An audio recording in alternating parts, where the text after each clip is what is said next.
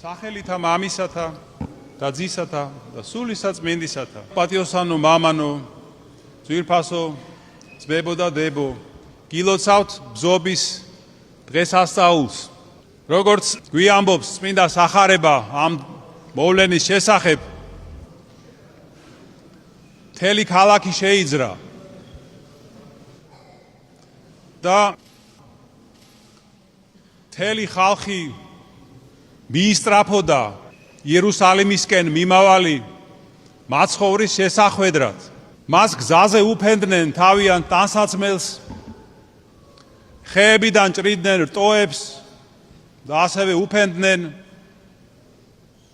და გაიძახოდნენ ოსანა დავითის ძეს, კურთხეულარს მომავალი უფლის სახელით, გვაცხოვნენ ჩვენ, რომელი ხარ მაღალთა შინა. აი ესეთ სახოტბო შეძახილებით ხვდებოდნენ მას. და შეიძლება ითქვას, რომ თითქოს მოხდა რაღაც საოცარი გამონათება ხალხში. ყველამ შეიცნო იესოში მათი მხსნელი, ღმერთიც, კურნალიც, რომელიც ახდენს სასწაულებს და მკვდრებსაც აღადგენს. აი ასეთი გამონათება, ძვირფასო ძმებო და დებო, შეიძლება მოხდეს და ხდება კიდევაც ყოველი ჩვენგანის სულშიც. როდესაც თითქოს ნათელი და ცხადი ხდება ყველაფერი. ღმერთის არსებობაც, სულის უკვდავებაც, უფლის სიტყვების ჭეშმარიტებაც.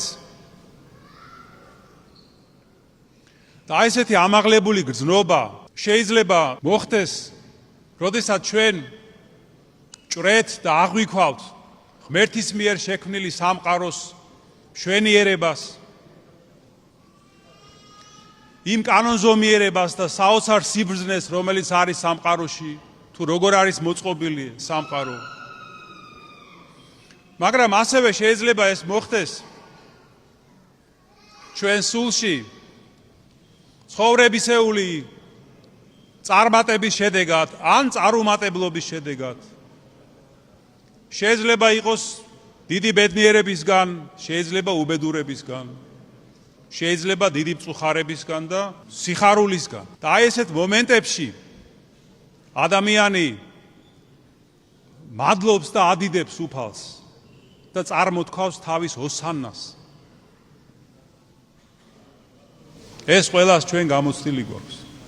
იმიტომაც ვართ აქ, ასე ვხარობთ და ვზეიმობთ დღევანდელ დღეს.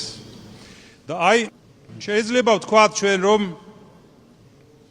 მსგავსი საოცარი გამონათება ჩვენ ვიხილეთ სრულიად საქართველოს კათოლიკოს პატრიარქ ილია მეორის გარდაცვალების შემდგომ დღეებში.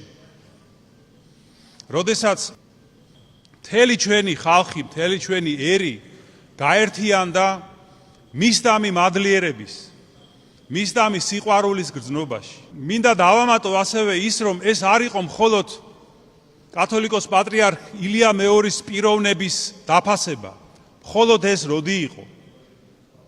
არამედ ალბათ პირველ ყოვლისა იყო ღვთისადმი, ეკლესიისადმი, სამშობლოსადმი სიყვარულის გამოხატვა და იმ ღირებულებებისადმი ერთგულების გამოვლინება, რომელსაც მისი უწმინდესობა და უნეტარესობა მთელი ცხოვრება ემსახურებოდა და ქადაგებდა.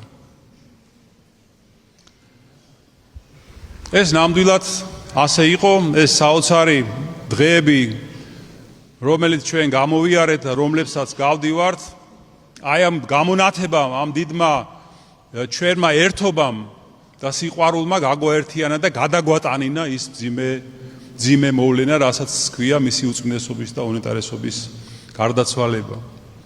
და მაგრამ ჩვენ ვიცით ასევე, როგორი ცვალებადი და მერყევია ადამიანი. ვიცით რა მოხდა იერუსალიმში მაცხოვრის დიდებით შესვლიდან სულ რამოდენიმე დღეში. იუდა მოციქულმა მას უღალატა მოწაფეებმა მიატოვეს და ბრბოკი ყვირო და ჯვარსაცვი ეგე. აი რა საშინელი ცვალებადობაა. მაგრამ განა დღეს ჩვენ არ ვაწყდებით აი ესეთ მერყეობას და ცვალებადობას. ჩვენს ადვილად ვიცვლით გუნება განწყობილებას და ვკარგავთ ხოლმე აი ამ გამონათებას, რომელსაც უფალი გვაძლევს. მართალია დღეს ადამიანები არ ყვირიან ჯვარსაცვი, მაგრამ ხშირია შემთხვევა, როდესაც ივიწყებენ უფალს, ღალატობენ მას და შორდებიან და სხვადასხვა ცოდვებით, ბოროტებით, უწმინდურობით, უსამართლობით, უკანონობით, ცილის წამებით და ასე შემდეგ, კვლავ და კვლავ ითხოვენ უფლის ახალ ჯვარცმას და ახალ ტანჯვებს. და აი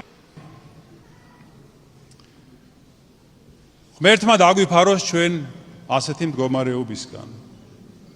და ნუ დაუშვებთ ძვირფასო ძმებო და დებო იმას, რომ ჩვენს გულებში უფლის ადგილი დაიკავოს ბოროტებამ, უწმინდურობამ და აი ამ ყველა ცოდვებმა და მანკიერებებმა.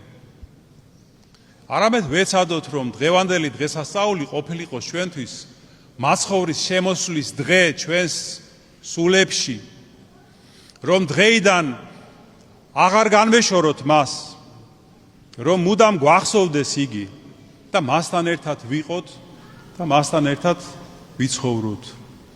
კიდევ ერთხელ გილოცავთ ბზობის დიდებულ დღესასწაულს, ღმერთმა დაგლოცოთ, გაგახაროთ, გაგაძლიეროთ და ღმერთმა მოგცეს მადლი, რომ აი საოცარი მუხტი და განწყობა, რომელიც ჩვენმა ხალხმა გამოავლინა, შევინარჩუნოთ მუდამ. ვინაიდან ეს არის საწინდარი ჩვენი გადარჩენის, ჩვენი სიძლიერის და ჩვენი როგორც ხალხის და ერის წარმატების და ღვთისწყალობის ჩვენდამო.